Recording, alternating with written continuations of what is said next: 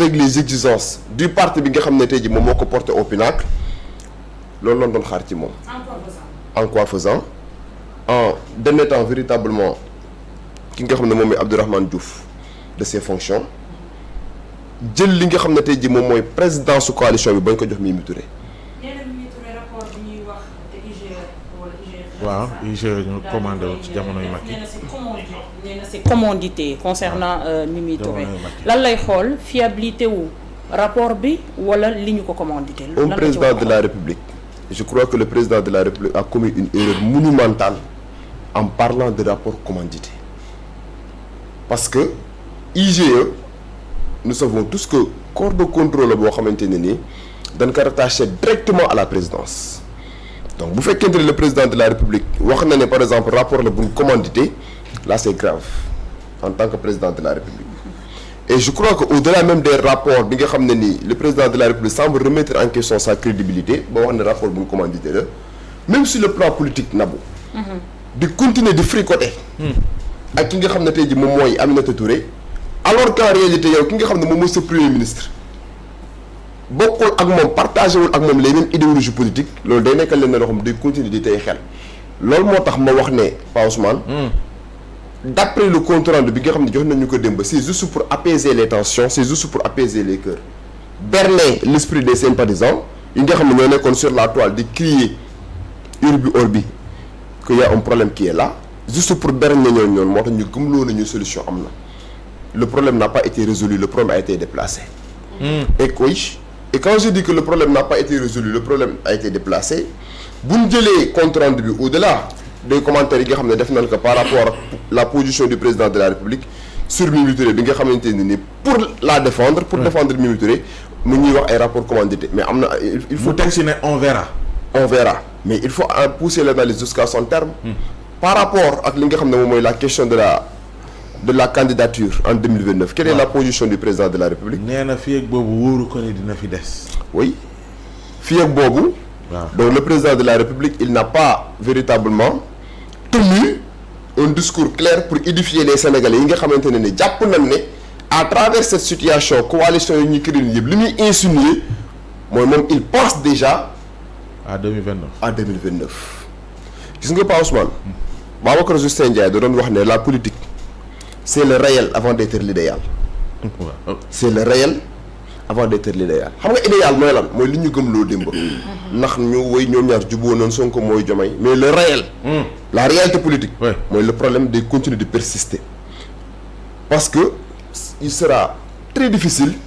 que Ousmane Sonko bi nga xam ne tey jii moom mooy le premier ministre du Sénégal di continuer di manager di coordonner l'action gouvernementale auprès de quelqu'un boo xamante ne ni d'après les informations qui lui sont parvenues mu wax ko publiquement ci benn meeting même bu fekkente ne il n'a pas cité son nom. dafa dressé benn portrait de robot lan la Abdourahmane Diouf mën a continuer ak Ousmane Sonko di partager benn. justement ci Abdourahmane boobu tamit. voilà ko ci tontu na mu ne vérification ñuy en cours maanaam càmbar yi ñeel li ñu njort ni dafa am ci moom wàllu surfacturation comme ni ko premier ministre waxee woon su dee ni waxee na noonu lu ñu mën a doy loolu en attendant loolu di firndew wala pour yow. premier ministre lu mu xas ba wax. na ko ni loolu wér na. au plus haut sommet de l'État boo amee benn responsabilité boo xam ne da nga koy incarner. nga nekk ministre. bu fekkente ne am na ay soupçons yu pesé ci yow ñu naan ñu ngi seet ak seetuñu. la logique voudrait que yow en tant que tel la bonne posture voudrait que soit nga démissionner wala le président de la République pour te mettre à l'aise démettre la de tes fonctions en attendant que ñu creuser ci loolu xool ba xam am na wala amul mais. laissez en tout cas Abdourahmane Diouf mu continuer wala partager li nga xam moom mooy le conseil des ministres avec le premier ministre bi nga xam ne ni publiquement le dressé benn portrait robot boo xamante ne les Sénégalais en ont tiré la conclusion selon laquelle Abdourahmane Diouf la bëgg a wax loolu dina nekk lenn loo xamante ne luy tey xel la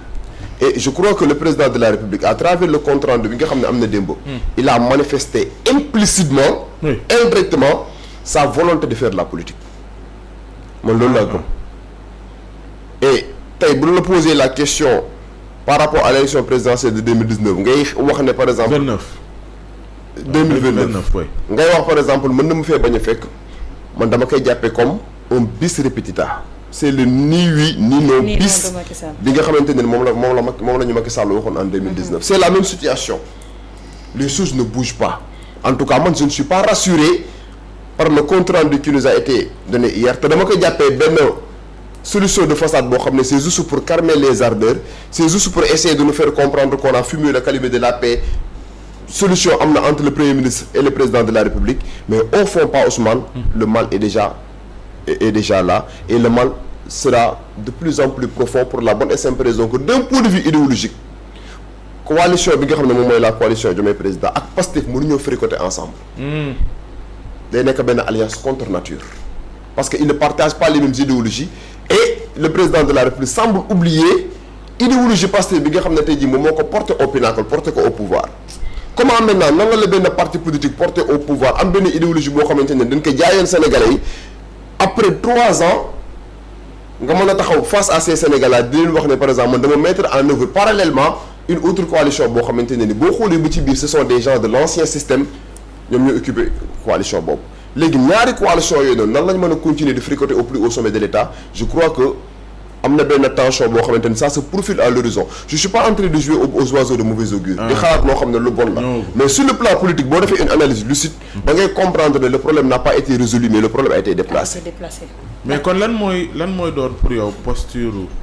Ousmane Sonko premier ministre mi congé mu dakkal congé tey su dee ni sax amoon na congé wala jot na ci profito au regard de situation beeg li ci jot a am pour yow posture am mën naa changer au-delà de li nga xam te ne mooy tontu bàyyi ko ci Bassirou Diomaye Diakhar Faye. Bon en tout cas li ma jàppee son retour aux affaires. mooy il sait déjà que le temps n'est pas au repos. La conjoncture économique et sociale le front social qui risque d'être en ébullition parce que constaté na ne ay grève mi ngi commencé am. Un premier ministre boo xam ne tu es conscient des responsabilités yi nga xam ne ngi posé ci yow doo accepter de continuer le congé donc moom dafa am benn posture institutionnelle boo xam ne moom lay incarner ci Sénégal te posture institutionnelle boobu noonu ça n'a rien à voir avec les caprices politiques yi nga xam ne dañ koy constater et étant conscient en tout cas de cette situation là moo tax mu revenir aux affaires mais li ma la wax mooy buñ continuer sur le plan politique buñ dépasser cadre institutionnel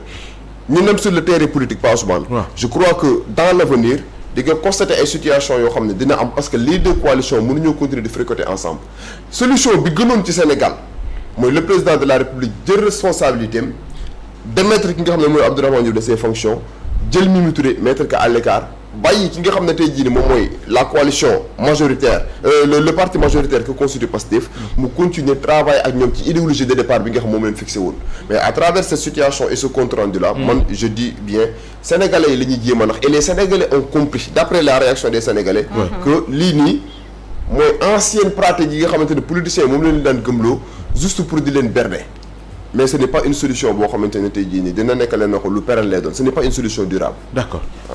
Khadim ñu bennal ko ci tontu président Bassirou Diomaye Diakhar Faye ak bureau politique bi xool yow lan nga ci xalaat déjà bu ne man du ma def Ousmane Sonko lu ñaaw wala lu metti moom it du ma teg lu metti ndax mooy man maay moom. Ousmane mooy man maay moom bu ñu koy yemalee ci kàddu ñëpp a ko mën mais nag président na yëg ni loolu mu wax. jëfewu ko xamu ndax yëg na ko mu yëgu ko nag ndax communiqué bi bu Ousmane Sonko taxawee le 8 lu jëm ci coordination wu Diomaye président mi ngi ci loxoy Aïda Mbodj te mi ngi koy doxal ni mu waree. ñu pare ci même pas 48 heures nga génnee loo xam ne ci yow la jóge luy wax le contraire ba pare di leeral que ni y'a 2 mois ci ginnaaw laa waxoon Aïda Mbodj na joxe lenge yi communiqué ba dafa neex Ousmane Sonko. président Diomaye na yëg ni gëj naa def lu neex